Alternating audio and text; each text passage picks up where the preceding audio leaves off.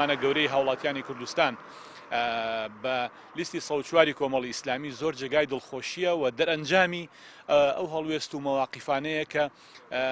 تیمەکانمان لە پەرلەمانی عێراق و لە پەرلەمانی کوردستان و لە حکوومەتی هەرێمی کوردستان لە 4 ساڵی ڕابردوودا توانیمانە سربەرزانە سوپاس بۆ خوا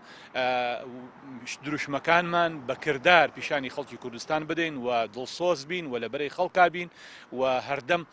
پۆڵاین بوەستین لە بەرامبەر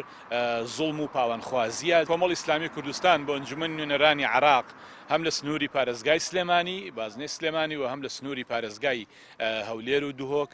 پیاوانێکی ئەزموندار و بەرجەستەیان پاڵاوتووە کە جێگەی متمانەی خەڵکن و تەجروبەکراون کە پەرلەمانتارانێکی سەرکەوتوو بوون کە جێگەی ئەوەیە کە هاوڵاتیانی کوردستان متمانەی خۆیانیان پێ بدەن. پاڵێوراوانی ئێمە سربەرزانە سەری خۆشیان و خەڵکی کوردستانیش و حیزبەکەشیان بەرز کردووە بەوەی کە لەبەرەی میلەتا بوون و خەڵکێکی دڵسۆز بوون و خەڵکێکی لێهاتوو بوون کە هاوڵاتیانی کوردستان خۆشبەختانە ئێمە کە دیدارمان لەگەڵاکردن ستایشی هەڵوێستەکانی پاڵێوراوەکانی ئێمەیانە کرد لە هەرێمی کوردستان بۆ ئەنجومەنی نوێنەرانی عێراق.